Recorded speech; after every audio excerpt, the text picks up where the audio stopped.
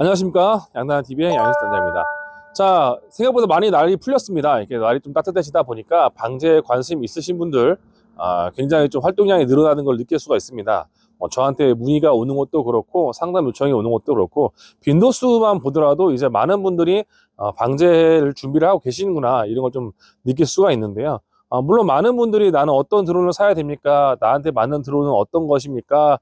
뭐 질문도 있고, 나 이런 작물에 방제를 하려고 하는데 어떻게 하면 좀 더 효과적으로 효율적으로 방제가 가능합니까? 이런 질문도 있으시지만 요즘 들어오는 많은 질문 중에 하나가 방제 차량을 어떻게 구성을 하면 효율적으로 운용이 가능합니까? 이런 질문들을 굉장히 많이 받고 있습니다.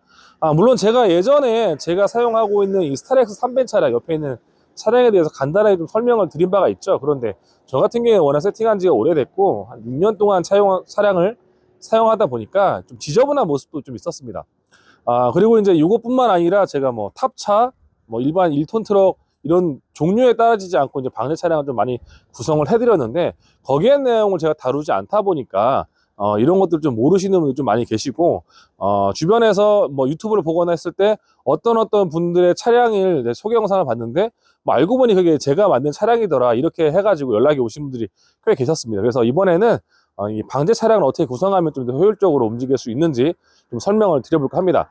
자, 일단 오늘은 시스템 차량이 아니라 일반적인 1톤 트럭에 사용할 수 있는 시스템을 가져와 봤고요. 저희와 같이 이제 전문적으로 방제를 하는 분들이야 차량에다가 시스템을 다 구축을 해서 가지고 다니면서 1년 동안 방제를 하면 좋지만, 뭐 내가 농사를 짓고 있다거나 아니면 나는 전업 방제사가 아니고 한 시즌에만 부업식으로 방제를 하겠다, 이러신 분들은 차량을 1년 내내 시스템을 구축을 하면 그 차량을 따로 이용을 못 하시잖아요. 그러다 보니까 1톤 트럭에다가 쉽게 올렸다가 내릴 수 있는 이런 시스템을 좀 갖추기를 원하시는 분들이 계십니다. 자, 이분 같은 경우에도 그렇게 용도로 지금 만들어 가시는 거고요. 이분 같은 경우에 주문한 지가 좀 됐는데 겨울철이다 보니까 나중에 좀 가져가시겠다 해가지고 제가 지금 보관을 하고 있는 장비 중에 하나입니다. 자, 물론 뭐 쉽게 올렸다 내렸다 하는데 뭐 손으로 들어서 올렸다 내렸다 할 수 있는 정도는 아니긴 합니다. 보통 농사를 지시는 분들은 뭐 집에 이제 지게차가 있으시거나 트랙터가 있으시기 때문에 그런 걸로 이제 들어서 올렸다 내렸다를 좀 간편하게 하실 수 있게끔 구성을 해드렸고요.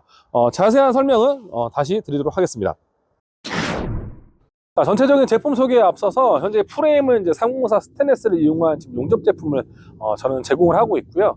아무래도 직접 만드신 분들은 뭐 각파이프라든지 이런 거 많이 사용하실 텐데 일반적인 각파이프는 녹도 많이 쓰다 보니까 뭐 미관상도 좋지 않고 또 이 녹 때문에 또 이제 신체 손상이 발생할 수도 있고 또 뭐 파상풍 이런 염려도 있잖아요. 그래서 웬만하면 만드실 때 스테인리스 아니면 아연광을 사용하시기 좋은데 아연광 같은 경우는 용접 품질이 굉장히 또 좋게 나오기 힘듭니다. 그러다 보니까 스테인리스라든지 이런 걸 좀 사용하시는 걸 추천을 드리고, 아니면 파이프를 좀 도색을 좀 하셔가지고 녹을 좀 미연에 방지를 하셔서 사용하시는 것을 추천을 드립니다. 자, 그리고 이런 합판 같은 경우에는 이제 코팅 합판을 사용하시면 좋고요. 일반적인 코팅 합판이면 웬만큼 비를 맞거나 또 약재가 쏟아지거나 하더라도 이런 합판이 불어서 터지거나 하는 경우는 별로 없다 보니까 일반적인 합판보다는 이런 코팅 합판을 사용하시는 걸 추천드립니다. 자, 그러면 이렇게 전체적인 제품 소개를 한번 드려볼까 합니다. 자, 이 제품을 하나씩 보면서 왜 이런 제품을 구성을 했는지 좀 설명을 드릴까 합니다. 자, 일단 여러분께 말씀드릴 거는 이 제품이 일반적인 차량용 제품보다 좀 더 작게 구성이 되어 있다. 워낙 협소한 공에 들어가야 되다 보니까 좀 오밀조밀하게 구성이 되어 있다만 여러분들이 좀 염두를 하시면 될 것 같습니다. 자, 그런 이유로 이 상단에 있는 청수 탱크는 보통 제가 200리터급을 설치하는 이 제품은 이제 150리터급의 청수 탱크가 장착이 되어 있고요. 자, 그렇다 하더라도 청수 탱크 150리터, 희석 탱크 200리터 하면 350리터 약재를 갖고 출발할 수가 있습니다. 자, 대부분의 이제 프로 방사를 하더라도 오전 중에 이 350리터의 약재를 다 소진하기가 생각보다 쉽지가 않다 보니까 충분한 양으로 여러분들이 좀 생각하시면 될 것 같고요. 이 상단에 이제 청수 탱크에는 4개의 호스가 설치가 되어 있습니다. 하나는 자유낙하식으로 희석 탱크에 물을 바로 보내는 호스가 되어 있고요. 하나는 이 상단에 물을 채울 때 쓰는 호스, 하나는 리턴라인이 되겠습니다. 보통 여기다가 이제 물을 채우실 때 보통 딴짓을 많이 하시잖아요. 시간이 좀 오래 걸리다 보니까. 그러면 이 탱크에 물이 가득 차서 넘치거나 뭐 이런 경우가 많이 발생합니다. 그러다 보니까 리턴라인을 따로 설치를 해서 물이 넘치지 않고 바로 옆으로 빠져나올 수 있게 구성을 했고, 호스 하나는 여기 이제 세척용 펌프로 연결돼서 총 4개의 호스가 이 상단 탱크에 연결되어 있습니다. 자, 그리고 희석 탱크 같은 경우에는 물론 호불호가 있습니다. 약재를 바로바로 타서 써야 된다는 분들도 계시고, 아니다, 몇 시간까지 괜찮다는 분도 계시는데, 저희가 통상적으로 한 3시간 정도까지 약재를 희석을 해서 사용해도 문제가 없는 것으로 지금 알고 있기 때문에 이렇게 사용을 하고 있고요. 자, 요거 같은 경우에 보통 전문적인 방제 사람이 약재를 가득 채워도 한 3시간 이내에 다 소진이 가능하기 때문에 이렇게 사용을 하고 있습니다. 자, 그냥 사용하는 건 아니고 저쪽에 보시면 이제 순환 펌프가 따로 달려 있습니다. 그래서 뭐 규산을 사용하시거나 일부 약재 같은 경우 이제 엉기거나 좀 가라앉는 경우도 발생을 하거든요. 그러면 이제 약이 잘 안 되잖아요. 그래서 그런 것들을 좀 예방하고자 약재를 강제 순환하는 펌프를 또 설치를 하고 있고요. 자, 이분 같은 경우에는 지금 이런 이제 급유기를 따로 연결을 할 건데, 자, 요즘에 이제 기체가 대형화되다 보니까 이런 약재 탱크에서 희석된 약을 또 소분해가지고 기체에다 넣는 이런 작업들이 또 번거로워지기 시작을 했습니다. 그러다 보니까 이런 이제 급유 펌프를 이용을 해서 드론에다가 직접적으로 이제 약재를 바로 공급할 수 있는 이런 시스템도 이제 지금은 많이 좀 설치를 한 추세이다 보니까 이렇게 설치를 준비를 했습니다. 자, 이제 전면을 보시면 위쪽에는 일마력된 이제 컴프레셔가 하나 설치가 되어 있고요.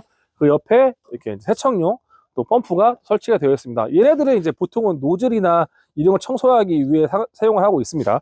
자, 대부분 여러분들이 방제를 하시다가 이동간에 이제 노즐이 말라서 막히는 경우도 발생을 하고, 또는 이물질이 들어가서 노즐에 끼이기도 하는데, 이럴 때 일반적으로는 이런 이제 그 세척용 펌프를 이용해서 세척을 하시고, 거기에 뚫리지 않으면 이제 공압을 이용을 해서 이제 노즐을 뚫는 이런 작업들이 필요하기 때문에 두 개는 거의 이제 필수 장비다라고 생각하시면 될 것 같고요.